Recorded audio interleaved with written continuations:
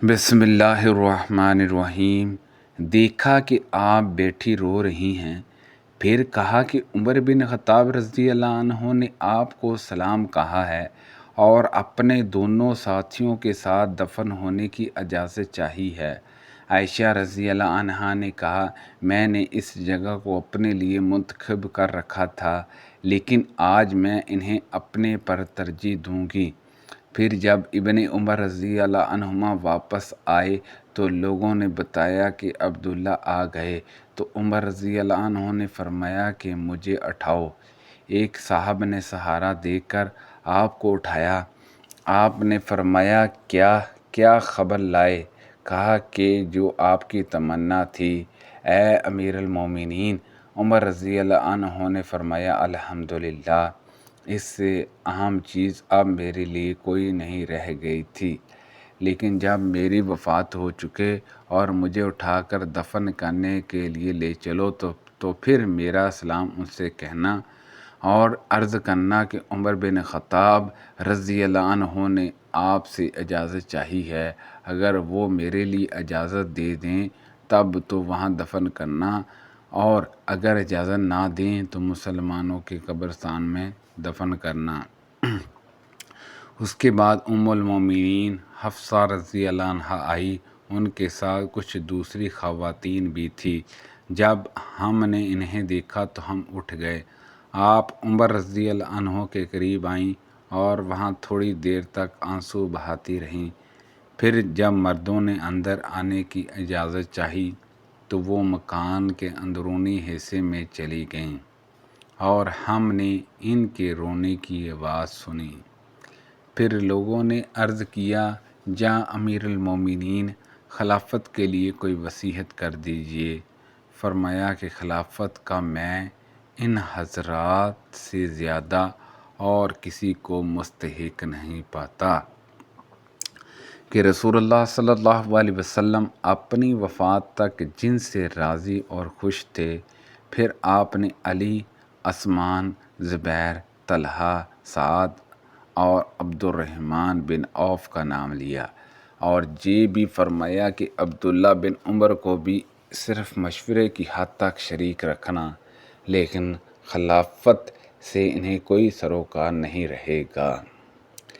جیسے آپ نے ابن عمر رضی اللہ عنہما کی تسکین کے لیے یہ فرمایا ہو۔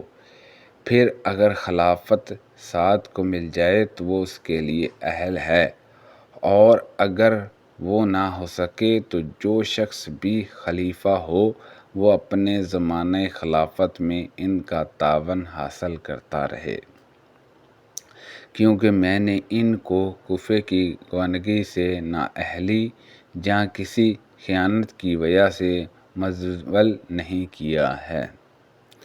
اور حضرت عمر رضی اللہ عنہ نے فرمایا، میں اپنے بعد ہونے والے خلیفہ کو مہاجرین اولین کے بارے میں وصیت کرتا ہوں کہ وہ ان کے حقوق پہچانے اور ان کے احترام کو ملحوظ خاطر رکھے، اور میں اپنے بعد ہونے والے خلیفہ کو وصیت کرتا ہوں کہ وہ انصار کے ساتھ بہترین معاملہ کرے، جو دارالہجرات اور دارالایمان مدینہ منورہ میں رسول اللہ صلی اللہ علیہ وسلم کی تشریف آوری سے پہلے سے مقیم ہیں۔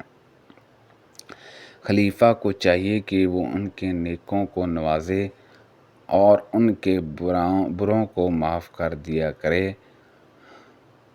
اور میں ہونے والے خلیفہ کو وصیت کرتا ہوں کہ شہری آبادی کے ساتھ بھی اچھا معاملہ رکھے، کہ یہ لوگ اسلام کی مد و مال جمع کرنے کا ذریعہ اور اسلام کے دشمنوں کے لیے ایک مصیبت ہیں، اور یہ کہ ان سے وہی وصول کیا جائے جو ان کے پاس فاضل ہو اور ان کی خوشی سے لیا جائے، اور میں ہونے والے خلیفہ کو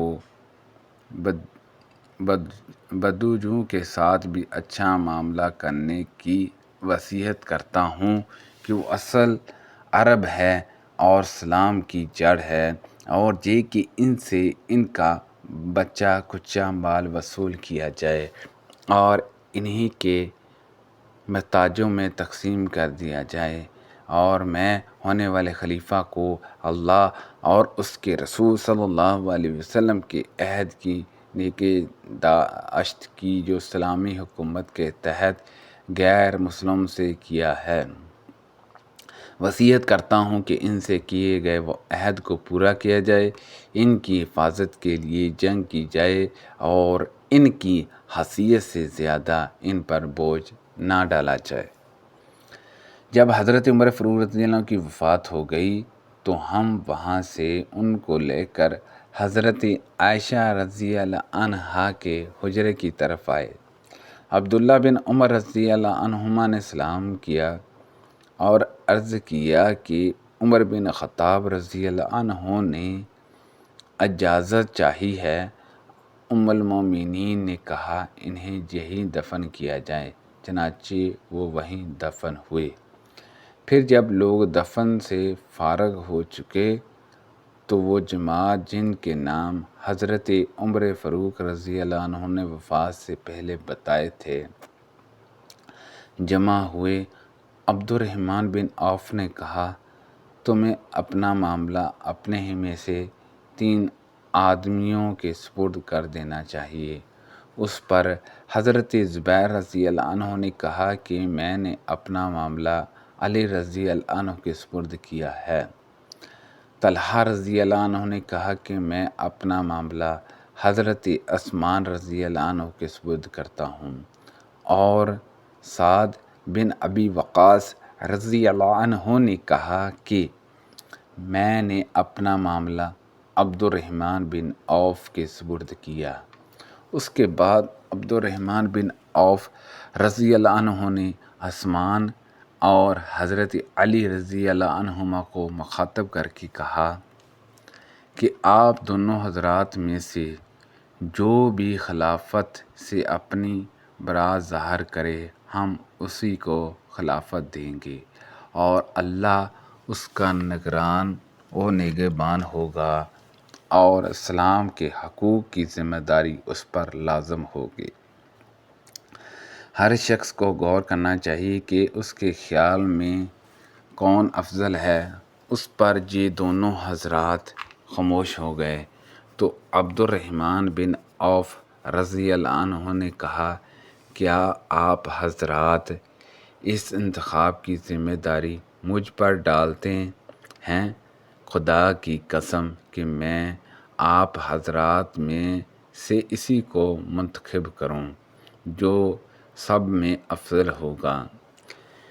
ان دونوں حضرات نے کہا کہ جی ہاں۔ پھر آپ نے ان دونوں میں سے ایک ہاتھ پکڑا اور فرمایا کہ آپ کی قربت رسول اللہ صلی اللہ علیہ وسلم سے ہے، اور ابتدا میں سلام لانے کا شرف بھی، جیسے کہ آپ کو خود ہی معلوم ہے۔ پس اللہ آپ کا نگران ہے کہ اگر میں آپ کو خلیفہ بنا دوں تو کیا آپ عدل و انصاف سے کام لیں گے؟ اور اگر حضرت عثمان رضی اللہ عنہ کو خلیفہ بنا دوں تو کیا آپ ان کے احکام کو سنیں گے اور ان کی اطاعت کریں گے؟ اس کے بعد دوسرے صاحب کو تنہائی میں لے گئے اور ان سے بھی یہی کہا، اور جب ان سے وعدہ لے لیا تو فرمایا اے عثمان اپنا ہاتھ بڑھائیے۔ چنانچہ انہوں نے ان سے بیعت کی، اور حضرت علی رضی اللہ عنہ نے بھی ان سے بیعت کی۔ پھر اہل مدینہ آئے اور سب نے بیعت کی۔ سبحان اللہ عز و جل۔